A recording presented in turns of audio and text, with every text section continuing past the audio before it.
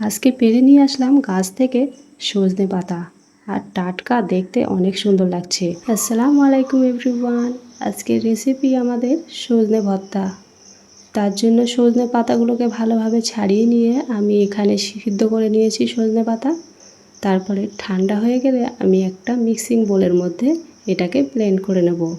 ততক্ষণ আমি অল্প একটু আলু নিয়ে তেলের মধ্যে ভেজে নিচ্ছি, আর ওই একই তেলের মধ্যে দিয়ে দেবো শুকনো লঙ্কা ফোড়ন। তারপরে শুকনো লঙ্কার একটা সুন্দর গন্ধ বেরোলে তার মধ্যে দিয়ে দেবো রসুন কুচি। রসুন কুচিটাকেও লাল লাল করে ভেজে নেব। তারপরে আমি দিয়ে দিলাম পেঁয়াজ কুচি। সবগুলো একসাথে লাল লাল করে আবারও ভেজে নেব। তারপরে এখানে মিক্সিং বোলের মধ্যে যেটা দিয়ে রেখেছিলাম সজনে পাতা, সেটাকে আমি ভালোভাবে ব্লেন্ড করে নিয়েছি। দেখেন কত সুন্দর মিহি পেস্ট হয়েছে।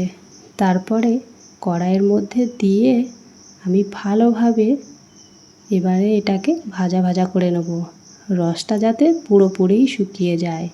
এইটা বেশ কিছুক্ষণ ধরে আমি নাড়িয়ে চাড়িয়ে এইভাবে তৈরি করে নেব।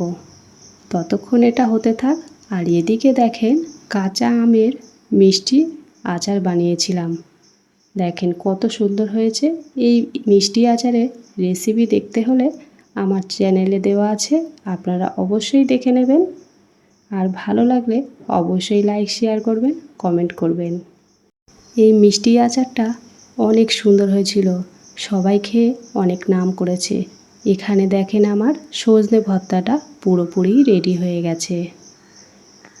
ভিডিওটি ভালো লাগলে অবশ্যই কমেন্ট করে জানাবেন, সাবস্ক্রাইব করবেন, লাইক করবেন, আর পাশে থাকবেন। ভালো থাকবেন, সুস্থ থাকবেন। আজকের এই পর্যন্ত। আল্লাহ হাফেজ।